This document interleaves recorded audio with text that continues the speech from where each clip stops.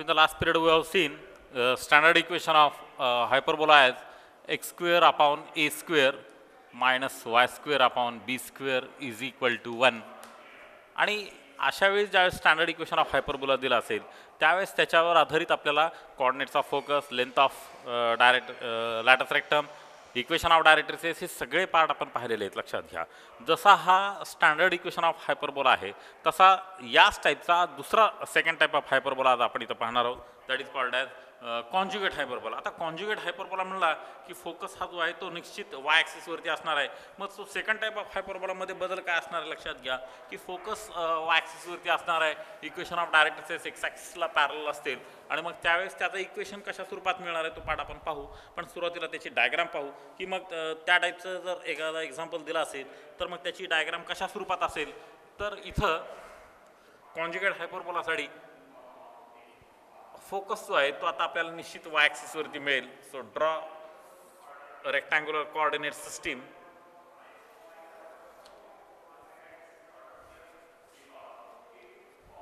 This is y axis. Okay.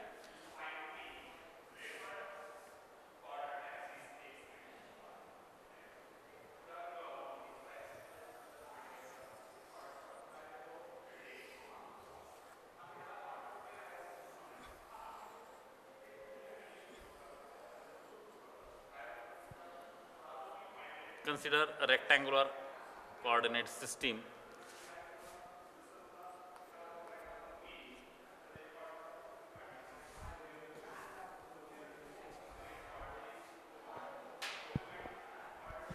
मग या दिलेल्या याच्यामध्ये एक ठराविक अंतर जर आपण इथं घेतलं तर इथं तुम्हाला मिळेल directrix.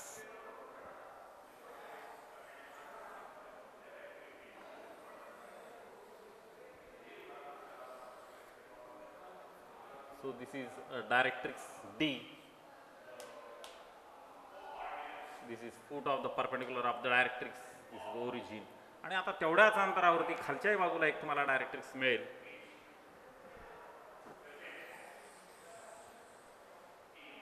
Equidistant from origin D dash Z dash. Okay. Similarly, focus जो दिलेला आहे तो वरच्या ॲक्सिसवरती असणार आहे. मग आता इथं या दिलेल्या याच्यावरती असे एक पॉईंट घ्यायचा आपल्याला.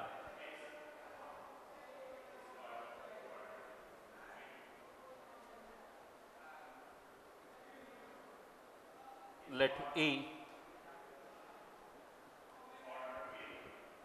आणि इकडं ए डॅश. आता वाय ॲक्सिसवरती असलं मग आपण बी बी डॅश म्हणू. Call this as B B dash. Okay. The diagram of hyperbola is in this type.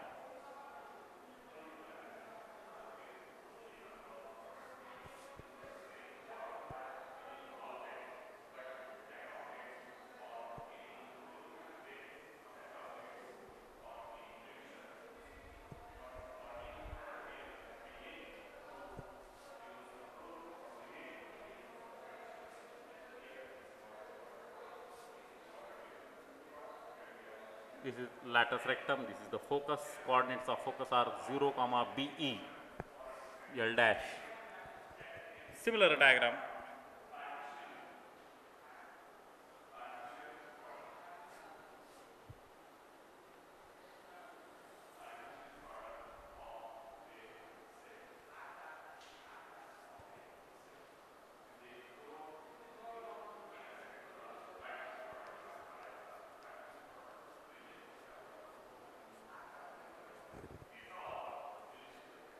L1 S dash 0, minus BE L1 dash.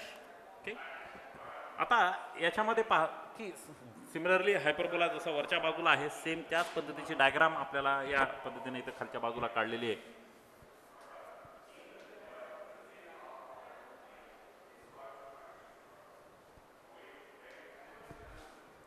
बी चे कोऑर्डिनेट 0, B, याचे कोऑर्डिनेट 0, मायनस B, याचे coordinate 0, B upon E, so minus B upon आणि याचे coordinate 0, plus B upon E. तर ज्या अर्थी आता Y coordinate B upon E, so Y is equal to B upon E, इथं Y is equal to minus B upon E. So these are the equation of directrices. Okay, coordinates of focus या स्वरूपात मिळेल. आता याच्यामध्ये length of transverse axis आणि conjugate axis मात्र same part आहेत याच्यामध्ये. हाच पार्ट आपल्याला याच्यामध्ये पाहायचा आहे की लेंथ ऑफ ट्रान्सफर्स ॲक्सिस आणि कॉन्ज्युगेट ॲक्सिसचा जो पार्ट दिलेला आहे, तर याच्यामध्ये ट्रान्सफर्स ॲक्सिस जो आहे तो मोठा जो असतो त्याला आपण ट्रान्सफर्स ॲक्सिस. मग ज्यावेळेस अशा टाईपचा सेकंड टाईपचा ज्यावेळेस फोकस आपला वाय ॲक्सिसवरती असेल त्यावेळेस त्या दिलेल्या हायपरबोलाचं इक्वेशन जे आहे, so second type of hyperbola, this hyperbola is called as conjugate hyperbola.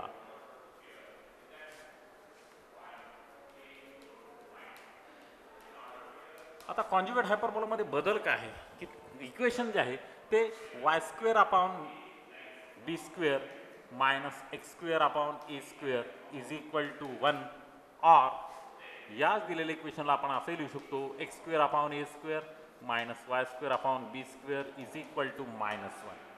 So both are same equations. म्हणजे शिफ्टिंग जर आपण केलं तर तुम्हाला इक्वेशन त्या टाईपमध्ये मिळतो. मग कॉन्ज्युगेट हायपरबोलाचं इक्वेशन या टाईपमध्ये आहे, लक्षात घ्या. मग ज्यावेळेस अशा टाईपचं इक्वेशन असेल त्यावेळेस फर्स्टली एक एक पार्ट आपण याच्यामध्ये पाहू की पहिल्यांदा आपल्याला याच्यामध्ये काय काढू शकतो, तर ते आहे length of transverse axis.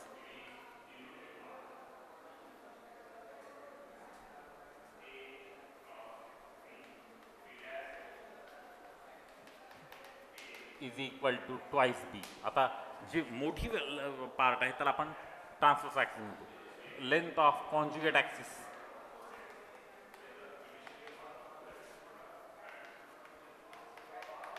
Is equal to twice A. हा झाला पहिला पार्ट. दुसरा part eccentricity. Eccentricity of this hyperbola is given by square root of A square plus B square upon B.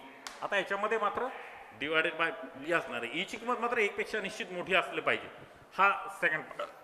Third part coordinates of फोसाय.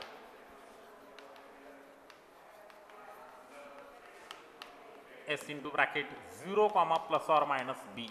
आता focus जो मात्र आहे तो Y ॲक्सिसवरती असणार आहे आणि हा बी इकडे मल्टिप्लिकेशन गेल्यानंतर त्याच्यावरून तुम्ही त्याची व्हॅल्यू फाइंड आउट करू शकता. So coordinates of focus are 0, plus or minus B E. Next, number 4, equation of directrices. Equation of directrices. D. आता इक्वेशन ऑफ डायरेक्ट्रिसेस इथं आपण पाहिलं असेल की y is equal to plus B upon E किंवा y is equal to minus B upon E. So therefore equation of directrices combinedly we can give that y is equal to plus or minus B upon E. So these are the equation of directrices. Most important part of this is length of latus rectum.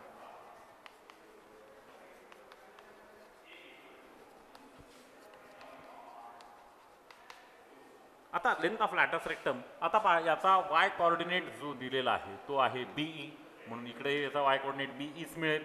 फक्त राहिला x coordinate तो तुम्हाला मिळेल ए square upon बी आणि या बाजूला त्याची value मिळेल minus A square upon B comma be.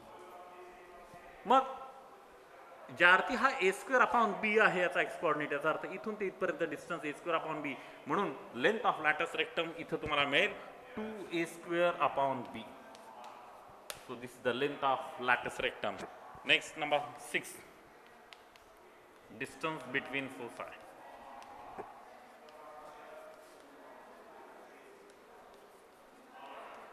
That is equal to twice BE. Next, number 7, distance between directrices.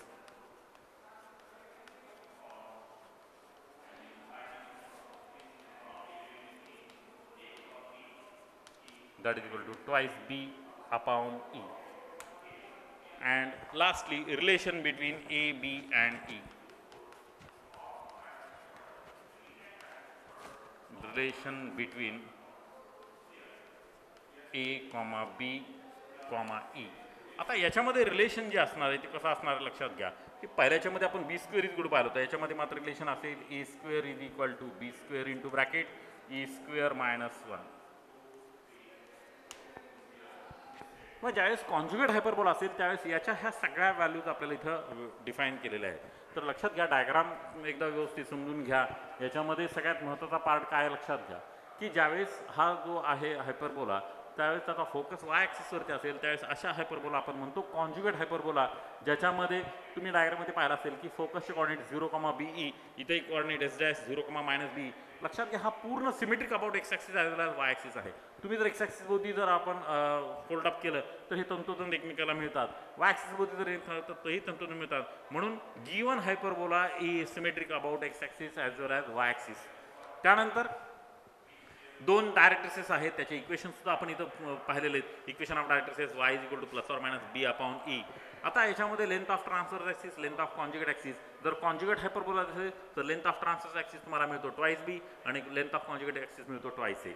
मात्र स्टँडर्ड हायपरबोलामध्ये कसं होतं की length of transverse axis 2a होता आणि length of conjugate axis 2b होता. याच्यामध्ये सेम पॅटर्न आहे, फक्त लक्षात घ्या जो मोठा आहे ज्याला मेजरला आपण ट्रान्सफर ॲक्सिस म्हणतो आणि अशा पद्धतीने इथं तुम्हाला मेजर ॲक्सिसचा पार्ट याच्यामध्ये मिळतो. आता इसेंट्रिसिटीचा फॉर्म्युला E = √a²+b²/b. E ची व्हॅल्यू कधीही 1 पेक्षा जास्त असणं आवश्यक आहे हायपरबोलामध्ये. मग तो कॉन्ज्युगेट हायपरबोला दिला असेल तर एक तर तो या टाईपमध्ये इक्वेशन दिला असेल किंवा E = -1 दिला असेल तर तो कॉन्ज्युगेट हायपरबोला असतो. सेकंड टाईप ऑफ हायपरबोला ज्याच्यामध्ये या सगळ्या व्हॅल्यूज आपल्याला फाइंड आउट करायला सांगतात. तर अशा पद्धतीनं दोन टाईपचे हायपरबोला आपण इथं आज पाहिलेले आहेत. एक स्टँडर्ड हायपरबोला आपण सुरुवातीला पाहिलेला आहे आणि दुसरा जो हायपरबोला आहे तो आहे कॉन्ज्युगेट हायपरबोला. आता या दिलेल्या दोन्हीचे डेरिव्हेशन म्हणजे डायग्राम आणि त्याचे डेरिव्हेशन आणि त्याचे फॉर्म्युले आपण इथं ऑलरेडी लिहून घेतले. लक्षात घ्या, हे दोन टेबल मात्र महत्त्वाचे आहेत. याच्यापूर्वी सुद्धा आपण जे डायग्राम काढली होती आणि त्याचे व्हॅल्यू लिहून घेतल्या होत्या.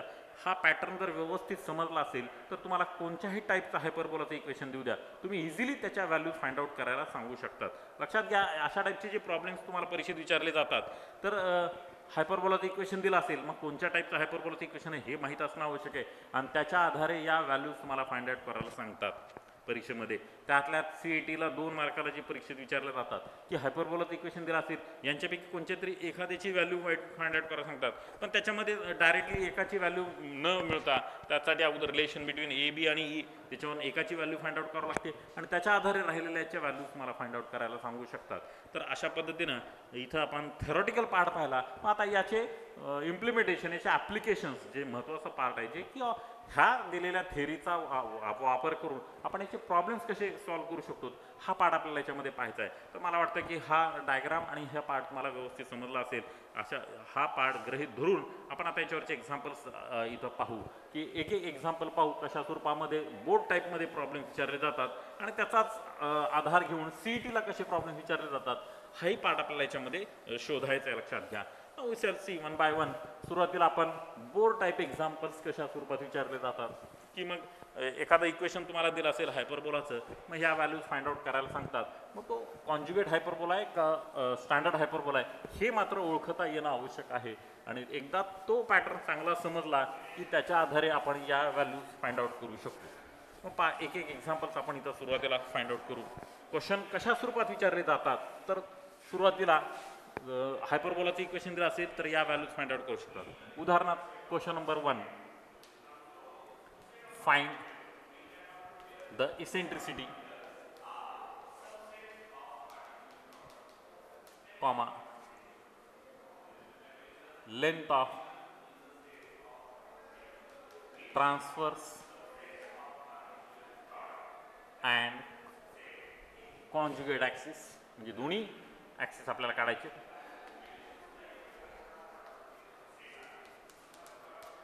त्यानंतर कोऑर्डिनेट्स ऑफ फोर्स आहे.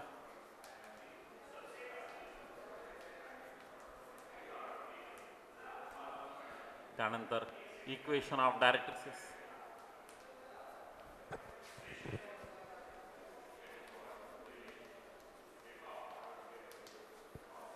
And length of latus rectum.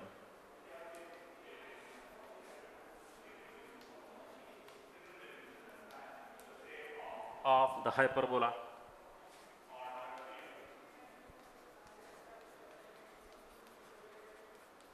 of the hyperbola 16x² minus 25y² is equal to 400. अशा टाईपचे एक्झाम्पल्स तुम्हाला परीक्षेमध्ये बऱ्याच वेळा विचारले गेलेले आहेत, लक्षात घ्या. सुरुवातीला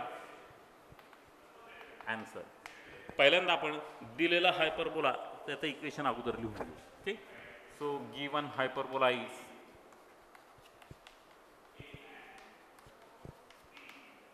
what is the given hyperbola 16x square minus 25y square is equal to 400. The most important part याला स्टँडर्ड फॉर्ममध्ये लिहायचं आहे. स्टँडर्ड फॉर्ममध्ये लिहायचं असेल तर पलीकडे आपल्याला काय पाहिजे +1 किंवा -1. तो +1 पाहिजे असेल तर आता इथं ऑलरेडी प्लस दिलेली आहे. मग इथं इकडल्या बाजूला 1 पाहिजे असेल तर या दिलेल्या इक्वेशनच्या प्रत्येक टर्मला आपल्याला कशाने डिवाइड करावं लागेल 400. After dividing by 400 we get here as equation. So therefore we get the equation of hyperbola as x square upon if we divide this equation by 400 we get here as denominator ला 25 मिळेल minus y square upon याला 400 ने divide केल्यावर इकडे मिळेल 16 is equal to 1. now this is the equation of hyperbola. आता इथं पाहायला असेल तर x square upon a square minus y square upon b square is equal to +1 मिळाला आहे. म्हणजे याचा अर्थ तो सुरुवातीला स्टँडर्ड हायपरबोला आहे. मग here a square is equal to 25 and b square is equal to 16. No doubt a square आणि b square मोठा कमी जास्त याला काही फरक पडत नाही. फक्त इज इक्वल टू +1 मिळाला तर स्टँडर्ड हायपरबोला म्हणायचं, इज इक्वल टू -1 मिळाला तर कॉन्जुगेट हायपरबोला म्हणायचं. मग आता याच्यामध्ये a square आणि b square व्हॅल्यू कमी जास्त याचा काही फरक पडत नाही.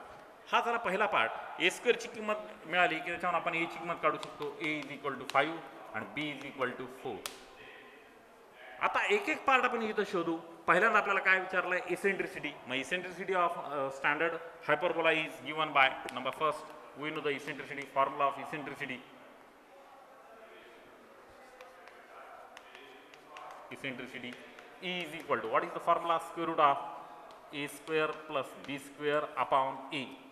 Now putting the values E is equal to square root of value of a square is 25 plus value of b square is 16 divided by value of a. A ची value किती आहे 5. And so therefore we get E is equal to square root of now 25 plus 16 that is equal to 41 upon 5. Okay. So this is value of eccentricity of the hyperbola. हा झाला पहिला part. दुसरा part second part आपल्याला काय विचारलाय की length of transverse axis. So length of transverse axis. आता transverse axis कशाला म्हणतो आपण, जो मोठा पार्ट आहे त्याच्यामध्ये त्याला आपण ट्वाइस ए म्हणतो आणि that is equal to 2 into A ची किंमत. आता ए ची किंमत त्याच्यामध्ये मिळालेली 5 and that is equal to 10. So this is length of transverse axis. Similarly length of conjugate axis विचारलाय.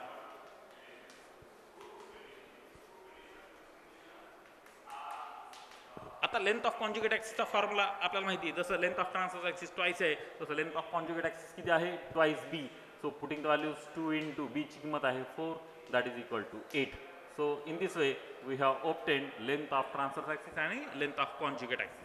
Third part आपल्याला काय विचारला त्याच्यामध्ये coordinates of foci. So number third प्रत्येक पार्ट टप्प्याटप्प्याने सॉल्व्ह करा पहा. Coordinates of foci.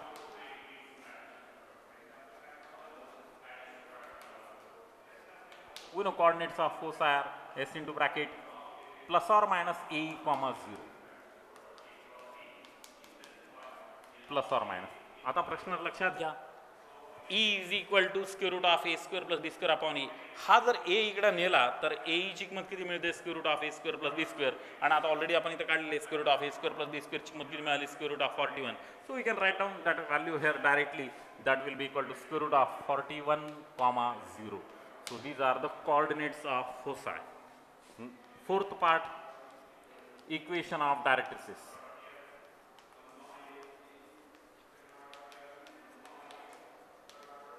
We know equation of directrices dr x is equal to plus or minus a upon e. Putting the values we get here as x is equal to plus or minus value of a is 5 divided by eccentricity value किती मिळालेली आहे square root of 41 upon 5. हा 5 वर न्या आणि मग equation of directrices मला मिळेल plus or minus 25 upon root 41 आणि हा रूट 41 इकडे आणा. So square root of 41 into x is equal to plus or minus 25. So these are the equation of directrices. Okay. Number last. आता याच्यामध्ये आपल्याला अजून एक पार्ट विचारला इक्वेशन ऑफ डायरेक्ट्रिसेस नंतर length of latus rectum. So length of latus rectum length of lattice rectum. What is the formula? 2b square upon a. Putting the values 2 into b square ची value दिली आहे 16 upon a ची किंमत आहे 5 and after simplifying we get here as 32 upon 5. तर अशा पद्धतीनं तुम्हाला ज्यावेळेस हायपरबोलाचं इक्वेशन दिलं असेल तर कोणत्याही या व्हॅल्यूज फाइंड आउट करा शकतात. आता परीक्षेमध्ये याच्यापैकी सगळ्या व्हॅल्यूज विचारतात अशातली बाब नाही. यांच्यापैकी कोणत्या तरी 3 व्हॅल्यूज तुम्हाला विचारू शकतात. 3 मार्कर असेल, 2च व्हॅल्यू फाइंड आउट असेल 2 पार्ट याच्यामध्ये विचारला जाऊ शकतो. अशा पद्धतीचं क्वेश्चन तुम्हाला इथं परीक्षेत विचारला जाऊ शकतो बोर्ड टाईप. आता हा झाला बोर्ड टाईप क्वेश्चन. याच्यावर आधारित सीईटी टाईप कसा क्वेश्चन विचारला जाऊ शकतो तोही पार्ट आपण याच्यामध्ये पाहू. एक जनरल उदाहरण आपण याच्यामध्ये पाहू की बोर्ड टाईपचं एक्झाम्पल आपण इथं पाहिलं आहे की लेंथ ऑफ ट्रान्सवर्स ॲक्सिस काढा सांगितलं असेल, लेंथ ऑफ कॉन्ज्युगेट ॲक्सिस काढा सांगितलं असेल, कोऑर्डिनेट्स ऑफ फोसाय काढा सांगितलं असेल. तर या टाईपचे आपण बोर्ड टाईप इथं सॉल्व्ह केलेला आहे. तर सीईटी टाईपमध्ये याचा क्वेश्चन कसा विचारला जाऊ शकतो हा पॅटर्न आपल्याला याच्यामध्ये पाहायचा आहे, लक्षात घ्या. So next question is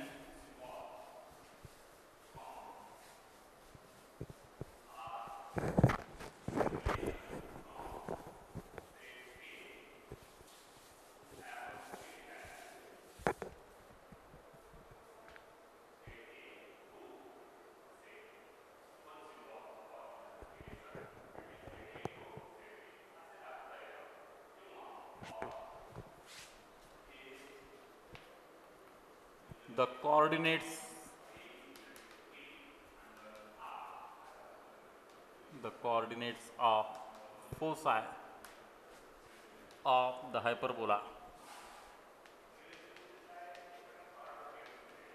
The coordinates of foci of the hyperbola x square upon 4 minus y square upon 12 is equal to 1 r. मग याच्यामध्ये ऑप्शन्स तुम्हाला दिलेले असतात. ए ऑप्शन दिला आहे ±4,0, बी ऑप्शन दिला आहे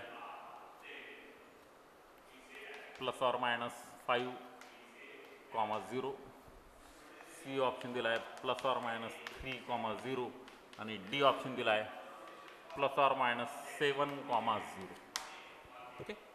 मग आता पहा इथं आपल्याला काय काढायचं कोऑर्डिनेट्स ऑफ फोसाय. मग सीईटी टाईप क्वेश्चन विचारला असेल तर मग given hyperbola is x square upon 4 minus y square upon 12 is equal to 1. एक लक्षात घ्या याच्यामध्ये ए स्क्वेअर लहान आहे बी स्क्वेअर मोठा आहे, पण हायपरबोलाच्या इक्वेशनमध्ये त्याला काही फार महत्त्व नाही. ए स्क्वेअर बी स्क्वेअरच्या व्हॅल्यूज कमी जास्त असल्या तरी काही फरक पडत नाही. फक्त इज इक्वल टू 1 दिला म्हणजे याचा अर्थ स्टँडर्ड हायपरबोला आहे. मग अशा वेळी आता here A square is equal to 4 and B square is equal to 12. आता ज्यावेळेस आपल्याला इसेंट्रिसिटी काढावं लागणार आहे त्यावेळेस आपल्याला व्हॅल्यू फाइंड आउट करायला ज्यावेळेस कोऑर्डिनेट्स ऑफ फोसाय काढायचा इसेंट्रिसिटी काढणं आवश्यक आहे. So E is equal to formula square root of A square plus B square upon A. So that is equal to square root of. मग आता ए स्क्वेअरची किंमत आहे 4 प्लस बी स्क्वेअरची किंमत आहे 12 डिवायडेड बाय ए ची किंमत. आता याचा स्क्वेअर रूट घेतला तर किती मिळेल 2. That is equal to. मग आता इथं तुम्हाला मिळेल square root of 16 upon 2 that is equal to what is the value of square root of 16 is 4 upon 2 that is equal to 2. Okay. आता हा झाला eccentricity. So we know that coordinates of फोसायचे coordinates असतात as into bracket plus or minus a e comma 0. So therefore coordinates of foci are plus or minus. आता हा जर a इकडे नेला तर a is equal to square root of A square plus B square, square root of A square plus B square is 4 plus 16 that is equal to square root of 16 that is equal to 4.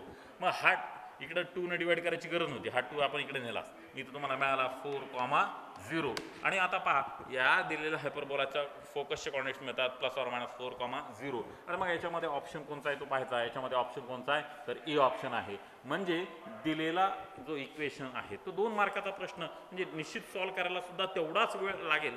अशा टाईपचेच problem परीक्षेत विचारले जातात. असं काही नाही की सीईटीमध्ये फार काही वेळ लागेल असे प्रॉब्लेम कधीच विचारत नाहीत. कमी वेळेत आणि परफेक्ट आन्सर मिळेल अशा टाईपचेच प्रॉब्लेम परीक्षेत विचारले जातात. तर इथं तुम्हाला सीईटी टाईपमध्ये विचारला जातो. हा झाला पहिल्या टाईपच्या हायपरबोलावर आधारित आपण एक्झाम्पल पाहिला. दुसरा जर आपण हायपरबोला जनरल हा झाला स्टँडर्ड हायपरबोला. कॉन्ज्युगेट हायपरबोलाचं एखादं एक्झाम्पल जर आपण इथं पाहायचं असेल तर मग कॉन्ज्युगेट हायपरबोलामध्ये कंडिशन काय काय विचारल्या जाऊ शकतात की find question number 3 find the distance between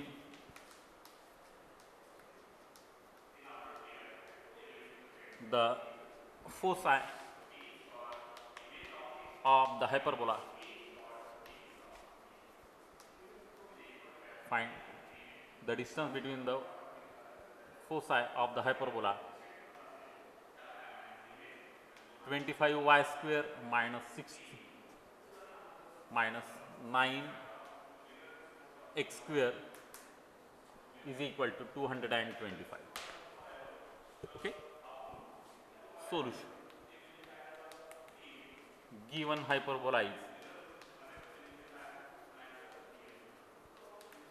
आता गिवन हायपरबोला दिला आहे 25y square minus 9x square is equal to 225. याला स्टँडर्ड फॉर्ममध्ये जर लिहिलं तर इथं तुम्हाला मिळेल y square upon 9 minus x square upon 25 is equal to 1. Okay. आता एक तर याला y square upon b square minus x square upon a square is equal to 1 म्हणजे हा झाला conjugate hyperbola. Here b square is equal to 9. Most important part, comparing with conjugate hyperbola, b square is equal to 9, a square is equal to 25. आणि म्हणून b is equal to 3, a is equal to 5. आता लक्षात घ्या याच्यामध्ये a square b square कमी जास्त it doesn't matter. सुरुवातीला y square असेल तर तो कॉन्जुगेट हायपरबोला झाला. मग आता याच्यामध्ये आपल्याला काय लागणार आहे तर डिस्टन्स बिटवीन फोसाय आहे. डिस्टन्स बिटवीन फोसायचा फॉर्म्युला जो असतो तो आहे ट्वाइस बीई, कारण आता बी ची किंमत आहे, ई ची किंमत काढणं शक्य आहे. So therefore we know that eccentricity E is equal to square root of formula काय A square plus B square upon B. कारण का आपण बी का घेतलं कारण तो आता आहे कॉन्जुगेट हायपरबोला. मग आता कॉन्जुगेट हायपरबोलामध्ये इसेंट्रिसिटीची व्हॅल्यू लागण्यासाठी आपल्याला बीई ची किंमत लागणार आहे. म्हणून b e is equal to square root of A square plus B square. Now putting the values and so therefore be is equal to square root of a स्क्वेअरची किंमत किती आहे आता याच्यात 25 प्लस बी स्क्वेअरची किंमत आहे 9. So therefore be is equal to square root of 34. We know आता आपल्याला काय विचारले लक्षात घ्या, आपल्याला काढायला सांगितलं आहे distance between foci. So we know that distance between फोसाय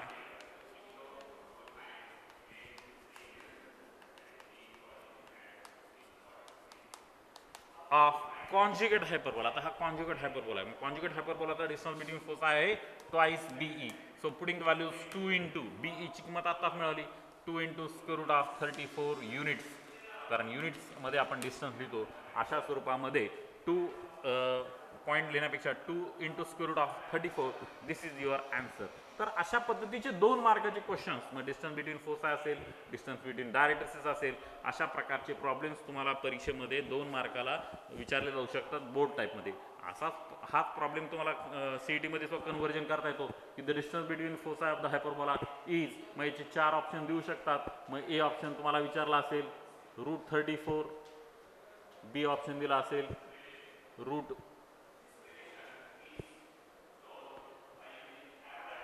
√34, third option दिला असेल 4, डी ऑप्शन तुम्हाला दिला असेल 5 युनिट. आता याच्यामध्ये आन्सर आपल्याला मिळाला 2√34. मग या टाईपमध्ये तुम्हाला आन्सर मिळू शकतो. म्हणजे दिलेला क्वेश्चन तुम्हाला बोर्ड टाईप विचारला शकता, सीईटी टाईप विचारला जाऊ शकतो. आणि कोनिक सेक्शनवरती निश्चित 1 ते 2 प्रॉब्लेम्स तुम्हाला या सीईटीमध्ये विचारले जातात. त्यातल्या त्यात पॅराबोला, इलिप्स आणि हायपरबोला. म्हणजे अशा पद्धतीचे तिन्ही टाईपचे प्रॉब्लेम्स आपण याच्यामध्ये पाहिलेले आहेत. लक्षात घ्या की ज्याच्यामध्ये पूर्ण आपण हायपरबोलाचे दोन्ही टाईप आपण पाहिलेले आहेत. आणि दोन्ही टाईपवरती मग स्टँडर्ड हायपरबोला असेल किंवा कॉन्जुगेट हायपरबोला असेल याच्यावरचे थेरॉटिकल प्रॉब्लेम्ससुद्धा थेअरी पार्ट पाहिला, त्याचे बोर्ड टाईप एक्झाम्पल पाहिले आणि त्याचे सीईटी टाईप आपण एक्झाम्पल पाहिलेले आहेत. तर अशा पद्धतीनं आपण हा जो टॉपिक आहे कोनिक सेक्शनमधला जो 3रा पार्ट आहे तो आज आपण इथं कंप्लीट केलेला आहे, ज्याच्यामध्ये सगळ्या टाईपचे पार्ट आपण याच्यामध्ये पाहिले. आता याचा थोडासा एक्सटेंडेड पार्टसुद्धा जो आहे तर जो equation of tangent, equation of normal जो आहे तो सुद्धा पार्ट आपण याच्या नेक्स्ट पिरियडमध्ये आपण इथं पाहणार आहोत. तर इथं आपण कोनिक सेक्शनचे तिन्ही पार्ट आपण इथं कंप्लीट केलेले आहेत, पॅराबोला, इलिप्स आणि hyperbola. So this is our ending part of conics.